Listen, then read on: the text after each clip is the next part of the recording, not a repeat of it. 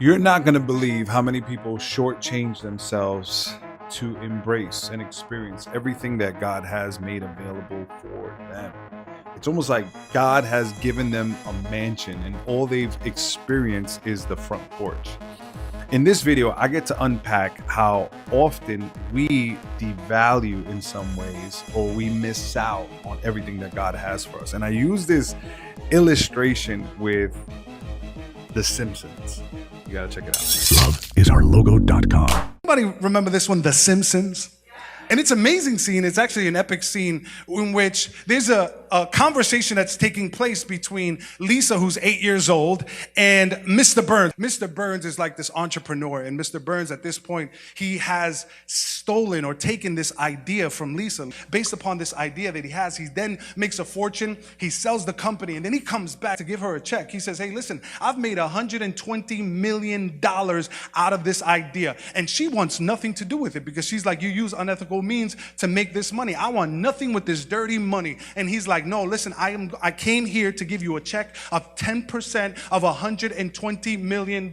Lisa grabs the piece of paper and she rips it up and she says, I don't want nothing to do with this dirty money, which at that point, Homer has 4 heart attacks back to back.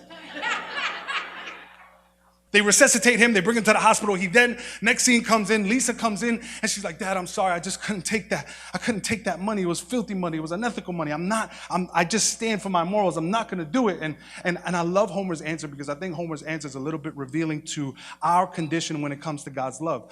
He says this. He goes, I understand, Lisa, but I could have really used those $12,000. See, the reason that you guys are not getting it is some of you guys don't know math, but if you knew math, you would understand that $12,000 is not 10% of $120 million. 10% of $120 million is what? 12 million. See, Homer didn't realize how big the check that was given to his daughter was. Something that was worth $12 million, he only put a value of $12,000. Because of his bad math, he didn't realize how big of a blessing he was actually given. And maybe, just maybe, I think that that's the issue when it comes to our relationship with the love of God, if we were being honest. Can it be that we ourselves don't realize how big, how expansive God's love is? Can it be that we've put a $12,000 price tag on something that's worth so much more?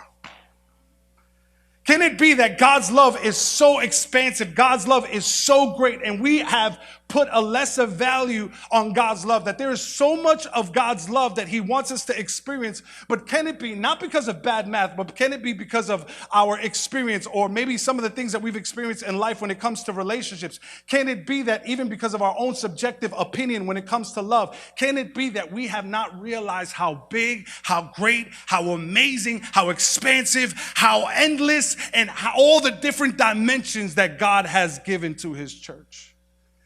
Can it be that we are missing out on something that is so much greater? And here's how Ephesians writes it when Paul wants to communicate this idea of God's love. He says, hey, I pray that you, can we put that up? I pray that you will be able to understand how wide, how long, how high, how deep. I pray that you will experience the love of Jesus. His love goes beyond anything we can understand. Can I submit it to you this way? Can it be that we don't realize how great God's love is? Can it be that we don't realize how expansive God's love is? Can it be that we don't realize, here it goes, how inclusive God's love is, how patient God's love is? Can it be that we don't realize how amazing God's love is? Anybody ever heard of the term built different? I'm built different. That's when people ask me, how is it at 42 years old you still win gold medals? You know what I say? Because I'm built different. Can I tell you what the Apostle Paul was doing? He was saying, God's love, is built different. Oh, you don't understand this thing about God's love, that God's love is built different. God's love is not the kind of love that will run out of you even when you think you've exhausted it.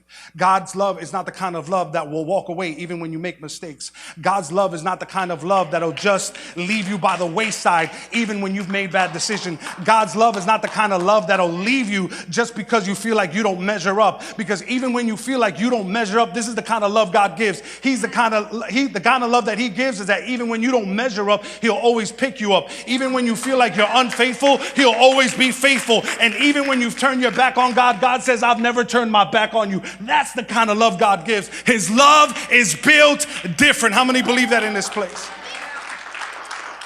His love is built different, and that is the prayer of the Apostle Paul. Paul says, I pray that you may know how wide, how high, how long God's love is, how deep God's love is. He says, I pray you may understand that. And my prayer today is that we would get a little piece of that love and enjoy it a little bit more. My prayer today is that we would not put a $12,000 value on something that's worth $12 million. So to illustrate this point, God speaks to a prophet named